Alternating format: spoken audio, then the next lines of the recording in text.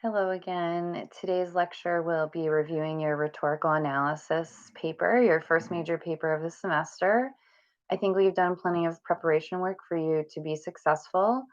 In order for you to be successful, I've posted not only an assignment description, but also a rubric on how you will be graded, which we're going to go over in this lecture. So, for the Pope Francis speech, you had identified rhetorical strategy that he used with the children. For example, logos, he uses facts and statistics when he implores the audience to pay attention to him because he knows the facts about their location and their demographic. And he talks about Martin Luther King Boulevard or whatever the road was that he mentioned. That is a fact. His speech focused more heavily on using pathos and ethos. Ethos, where he is using his authority as a religious figure to talk about dreams in general, but then to relate it back to religion and also the public relations part of his visit, all the PR that he probably got for that being his first visit. That's all under ethos. The pathos is where he is trying to relate to the kids and the families in a streamlined manner, and he uses first person inclusive pronouns like we or our to kind of include himself with the audience instead of making himself an authority figure. He also uses pathos when he's inviting them to pray for him and when he's encouraging them about pursuing their dreams. Obviously, that taps into some emotional response from the kids, hopefully. That's the intention, right? And then the needs and values, he definitely talks about needs when he talks about we all need friends, we need school, we need teachers. So he is talking about basic human needs. And remember, I said that basic human needs is more than just food, shelter, water, clothing. We could say a basic need is being happy or having a partner. So you can put that basic needs label on things that you can prove are general basic needs for humanity. And then the values, of course, is probably up there with pathos as far as the Pope's purposeful use of rhetorical strategy. He taps into Catholic values when he talks about caring for your neighbor. He taps into the common values of the audience, probably being here in order to achieve the American dream. We know that a lot of immigrants come here to achieve that dream. So he's definitely tapping into those common values. So that's just a little bit of an overview of the Pope Francis speech and how he used appeals. For this paper assignment, you are going to write about a one-page paper, so not too bad for your first paper, analyzing one of the choices that is on the document I submitted. So let me go over how to access all this stuff. If you go to Blackboard into our course and click on assignments and exams, you'll want to click on rhetorical analysis paper, which is due on Sunday. There's a little download button for the rhetorical analysis assignment, Copland Comp 101 FA 2020. That's going to be the description that I'll go over with you in a second. If you click on the assignment, it has the due date, which is Sunday by midnight. It has the view rubric button. So let's click on that. If you open up the rubric, I'm grading you on the structure of your essay, the fact that you've addressed the prompt, which is in the attached document that we're going to go over in a minute, and that you've had revision, which means you have minimal errors or no elementary errors.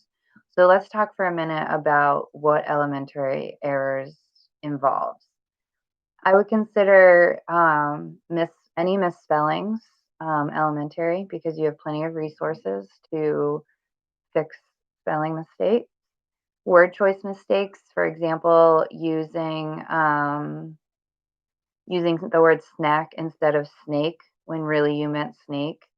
Um, because Microsoft Word is not going to catch that as a mistake because it's spelled correctly. So make sure you're reading over your paper. I recommend reading it out loud and catching any of those errors. Other elementary errors would include messing up things like there, and there, using too many contractions like can't or shouldn't or wasn't. In academic writing, we don't use contractions, so you can shy away from those. Um, other elementary errors are run-on sentences, if you have too many of them, and also inappropriate comma usage. So make sure you're brushing up your skills on those so that you get the proficient column for the revision piece.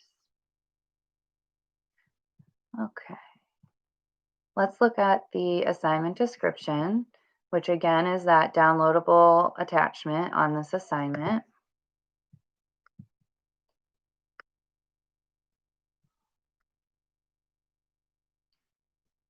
Okay, so your assignment is to write 2 paragraphs, which obviously they should be substantial, 1 page, identifying the rhetorical situation. So the first thing you're going to do is identify trace in paragraph format, and then analyze the use of appeals, logos, ethos, pathos, needs, and shared values in one of the following links.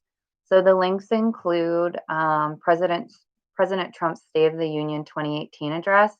That is super long, so you might want to either do the first like 10 paragraphs or maybe scroll through and see if there's a chunk of the speech you'd like to do. But definitely don't feel you have to read the whole thing. It's very long.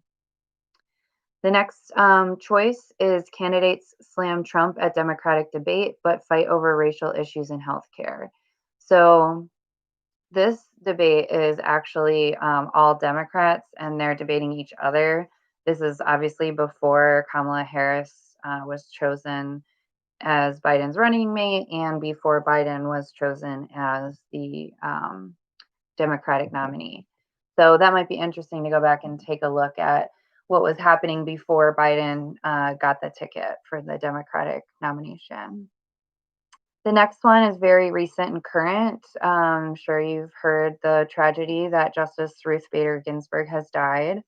So this speech is Joe Biden's response, basically, um, his speech on the Supreme Court and Justice Ruth Bader Ginsburg.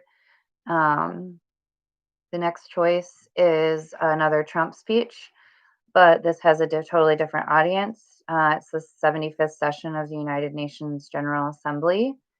That one I think is pretty long as well, so you want to focus on about 10 paragraphs. And then the final choice is fairly recent. This was back in May. Beyonce pays tribute to George Floyd, Ahmaud Arbery, and Breonna Taylor in commencement speech. She recorded a video of herself giving a commencement speech to the class of 2020, and the full text, you can watch the speech. I think you can watch all of these speeches that I have links to, um, but there's full text as well. The one that doesn't have full text is Joe Biden's speech. You would just be watching that video and taking notes and writing your paper based on watching it. And then the notes at the bottom are, remember that this paper is analytical with no opinion about the topics in the speech. So I don't want to know what you think about Ruth Bader Ginsburg. I don't want to know what you think about the Democratic debate. I want to know what you think about what's being said. So being able to analyze the structure of the speeches and the use of those appeals. Your opinion obviously shows through in your analysis if you're crafty enough in analyzing appeals. So, when I'm talking about using the appeals, let's take, for example, the Joe Biden speech.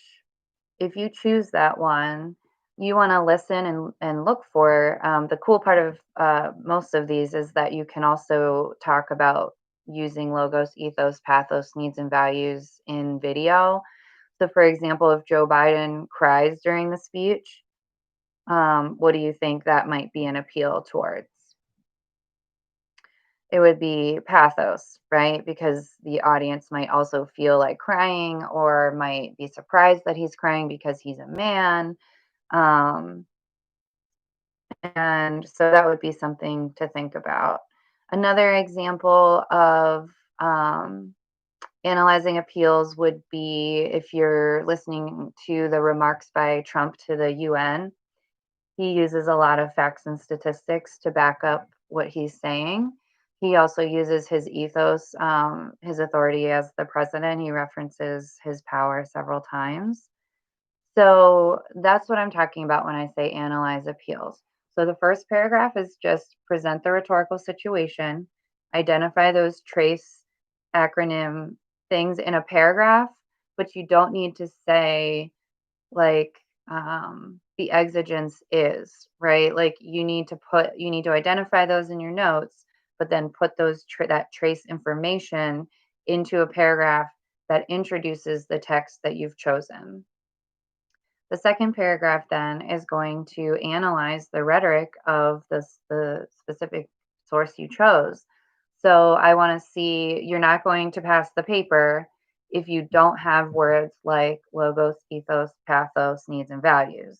If you're not using coarse vocabulary, you will not pass this paper. Like I said, it's the first important paper. Well, everything you do is important, but it's the first major paper portion of your grade.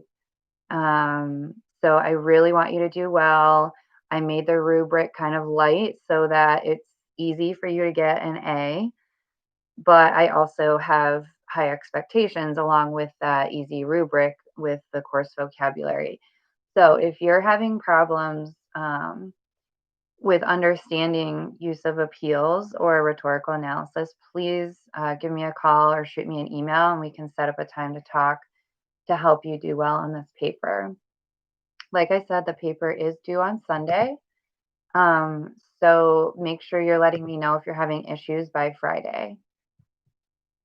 And I'll talk to you next time.